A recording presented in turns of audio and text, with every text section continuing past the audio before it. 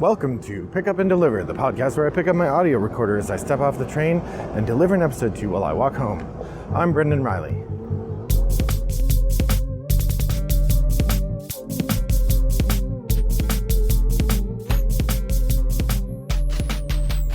Well, good afternoon, friends. It's a lovely day here in suburban Chicago. I'm walking home from the train, and the weather is beautiful. I'd say it's mid-70s, and I'm really enjoying the opportunity to talk to you as I stroll along. Now, the last episode I recorded was a Board Game Espresso, where I do three quick reviews, and I'm going to do another one of those today, but I think I'm going to publish this episode out of order. So if the last episode you heard was not a Board Game Espresso, that's the magic of podcasting. So anyway, I'm still catching up. Played lots of games in July that I haven't talked about yet, and here are three of them. For those of you new to the podcast, the Board Game Espresso is an episode where I talk about three new games that I've tried for the first time, and one game I've dusted off, meaning I haven't played it in more than a year. And I just talk about the experience of playing them. It's generally a first impressions podcast episode type of review because I've played the game once, maybe twice, and I don't have deep thoughts about it because I've only just played it once or twice. So with that in mind, first game I want to talk about is Bloom. Bloom is from Gamewright Games, and it comes in the same small cardboard box with the magnetic lid that Quicks comes in. And it is meant to be sort of in the same vein as Quicks. In the game, there are a series of dice, and you have a little sheet to write on, just like in Quicks. And each player is going to roll, and then you're going to do stuff with those dice. The premise of the game is you have 6 planting boxes, and in each planting boxes, you have a variety of different flowers of different colors and shapes. And what you do on your turn is you are going to pick one of the dice and circle a certain number of the flowers in the box. There is a wild die that you can combine with the die that you picked, and you gain or lose points based on a couple different factors.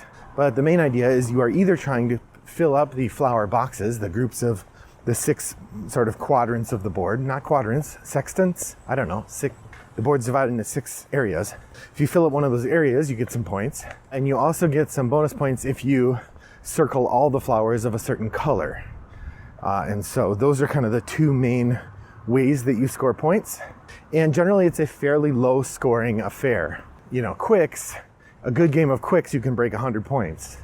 In Bloom, I think 20 or 30 points is probably the max. And I've only played it twice, so I could be totally wrong about that. But that's my impression from the game. I would say Bloom fits the profile of the game that you'd expect in picking up the box that Bloom and Quicks come in. In other words, when you first go to play one of these games, you expect that it'll be basically like what it is. By contrast, when you go to play Quicks, it turns out to be a lot better, more robust, a deeper game. So Bloom is a fine game, and I'm happy to play it, happy to have it available to me, and it's going to stay in my collection for a while at least. But compared to Quicks, not in the same category. That's the designer is Wouter van Strien, and it's from Gamewright. That's Bloom. All right, the second game I'd like to talk about is Crossing Oceans. This game has its own strange history. It was designed by Mac Gerdts.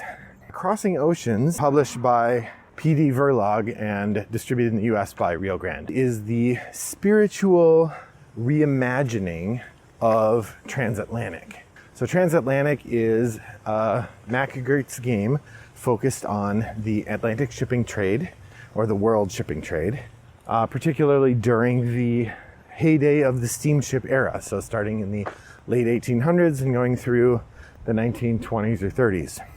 During that time, steam travel was all the rage, and the liners were getting bigger and faster and more opulent. They were able to carry more goods and more people. It was the sort of golden age of that idea. In Transatlantic, which I've talked about a number of times here on the show, Mac Gerdts approached the game with the idea of using and amplifying the card hand management system from Concordia, where you have a series of cards that do different things, and you have the ability to acquire more cards. And at the end of the game, there's scoring based on how many of the cards you have of a particular type. In Transatlantic, the scoring is less tied to the cards. It's more tied to the kinds of ships that you buy and the trading houses that you put on the board. Now I think that game was hurt by when it was released. It came out in the beginning of the COVID year. Marketing was not good for it.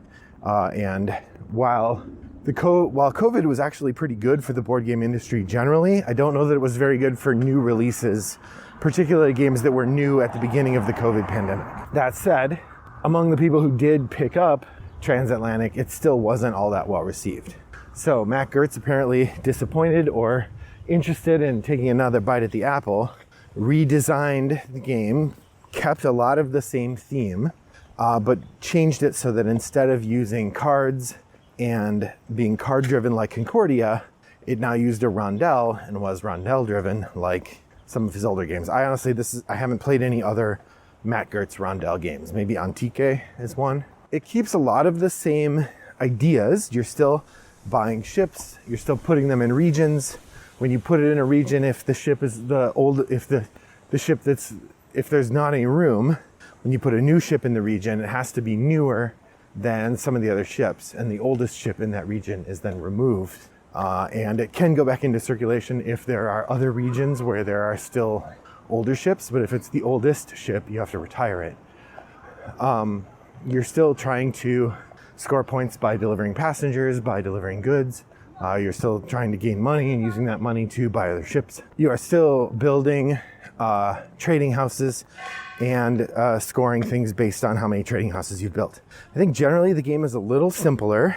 I think, based on a first impression, I think I like Transatlantic better than Crossing Oceans. But Crossing Oceans is still very good, and everybody who played it with me, none of whom had played Transatlantic, said they liked it and would enjoy playing it again. So it's definitely good, and I enjoyed it, but I couldn't help but spend the whole time focusing on how it was different than Transatlantic rather than sort of really digging into the meat of Crossing Oceans. It is very similar, and it's hard not to do that if you've played both. I was very happy that Rio Grande and PD Verlag, I guess, made a upgrade kit available because, like I said, a significant portion of Transatlantic is the same as Crossing Oceans. In particular, most of the tokens, the wooden pieces, the cardboard pieces, the little tokens are all the same. The money is all the same. The difference is you have tiles instead of cards, and you have a different board. And a rule book, obviously. So when you could buy the Crossing Oceans upgrade kit, and it was like half the price of a full in-box copy of Crossing Oceans. And then you can put it in the box with Transatlantic, and you have both available to you. So that's pretty cool. That said, so I have them both in the same box, and at some point maybe I'll compare the two, or we'll try both. And it's definitely going to stay in my collection for a while. I definitely want to play it again. But that's Crossing Oceans. Next up, our Out of the Dust game is Mansions of Madness, 2nd edition. Mansions of Madness is a game that came out in 2016, I think, maybe 2017. And it made a big splash because it was a redo of an older game, also called Mansions of Madness. But the older game, it was a one versus many game where you had a dungeon keeper who didn't really make a lot of decisions. Instead, they just kind of ran the game for you.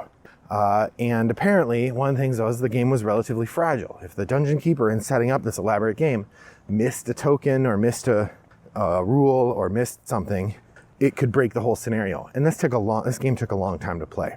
So that was a challenge with it. When they came out with Mansions of Madness 2nd edition, they kept a lot of the same stuff, but they moved the position of the gamekeeper into an app. So now the game interacts with you instead. And honestly, it's great. This is a game we really enjoyed back when we played it a few times in 2016, 2017. And my buddy Paul has continued to buy expansions for it and play it not with me. So this is a game that stayed in his collection, and I mentioned it recently as a game it'd be fun to play, and he brought it over and we had a good time running around killing elder things. So how does Mansions of Madness 2nd edition hold up? We had a lot of fun with it. It's a good time. The story is neat. The combat is interesting.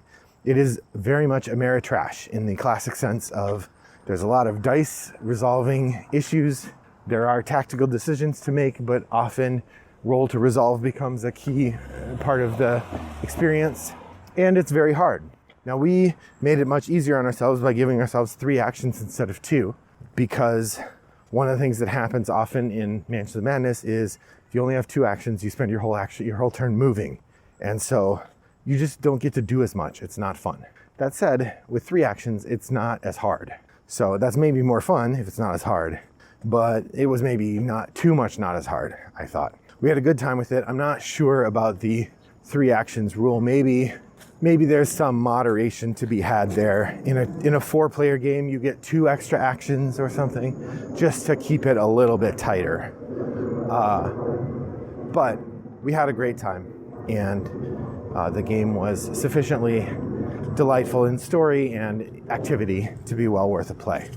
So that's Mansions of Madness 2nd edition, a game I got off the shelves and hadn't played in several years. So the last new game I want to talk about is Fire in the Library. Fire in the Library is a game I borrowed from the XYZ Game Labs library. It's one of our games that we have in the office there, but I wanted to give it a try, so I brought it home. This is a push your luck game in which you play one of several librarians in the Library of Alexandria trying to save books. Basically, the way it works is it's a push your luck game. You're drawing cards, and you can keep drawing cards as long as you want, but after a certain amount of cards drawn, you could draw a bust, and then you lose everything that you have drawn. Or you could stop early, and you save those particular books, but maybe you don't get as much. That's the basic flow of it. There are some small details that give the game a bit of verve. You're doing a little set collection as you're trying to get different kinds of books. Then you get points for having the most of a particular set, if I recall. The art is pretty neat. One of the things that I think it works well is that the fire cubes keep going back in the bag. So as the game goes on, the fire gets more and more prevalent. It gets easier and easier to draw fire cubes and end up burning up the stuff that you have. So that part is an interesting twist. All in all, we thought Fire in the Library was pretty fun. It falls again into that category of fun game. If I didn't have other games like this that were already part of our regular gameplay, I would probably be interested in owning a copy. But as it is, it's a lot like other games.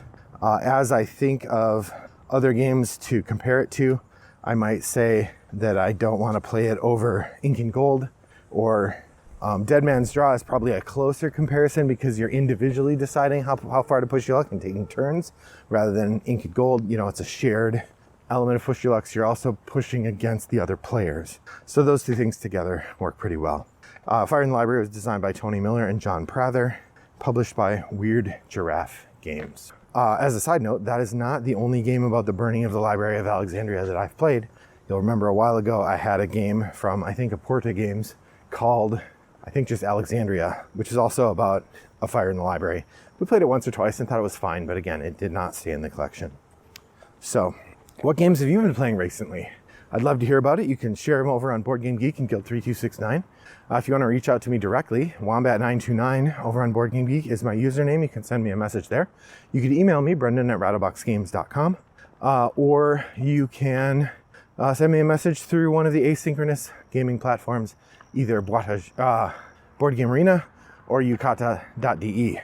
In both of those places, my name is Wombat929, and I'd be happy to play a game with you asynchronously. Who's got time to sit down and play games live, at least digitally? I like to play games live on the table. So I hope that you have been playing some games, and I hope that you enjoyed this discussion of these games that I've played. And I hope that if you decide to go for a walk, your next walk is as pleasant as mine was. Thanks for joining me. Bye-bye.